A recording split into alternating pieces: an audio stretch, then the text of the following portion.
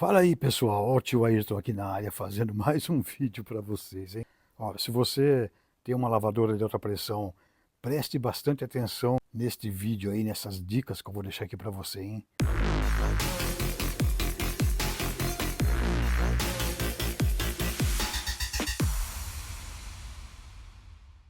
Você já percebeu aí sua máquina fazendo um barulho diferente que o normal?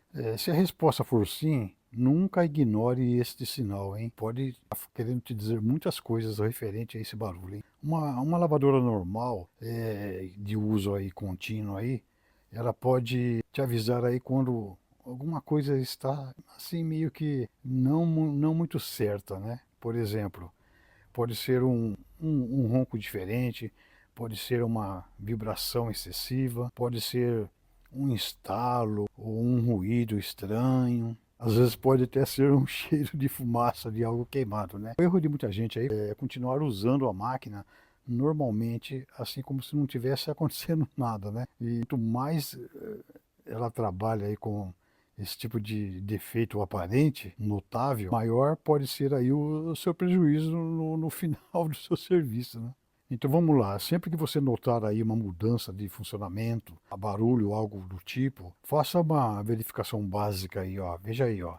Confira a entrada da água, veja aí se existe alguma obstrução, observa aí se há vazamento de água ou de óleo. Se o problema continuar, procure ajuda antes que o defeito aumente. Lembre-se aí também, ó, quanto mais cedo você identifica um problema, menor custará aí o que você vai ter que investir aí na manutenção ou reparo da sua máquina. E agora me conta aí, ó.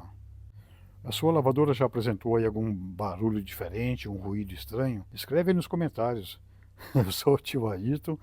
Estou aqui para te ajudar, tirar todas as dicas e até o próximo vídeo, hein? Não perca o próximo vídeo. Assine a Ayrton Flix e tenha acesso total aos cursos mais completos sobre lavadoras de alta pressão. Aprenda no seu ritmo, com suporte e conteúdo atualizado. Escaneie o QR Code e venha fazer parte da comunidade que mais cresce no Brasil.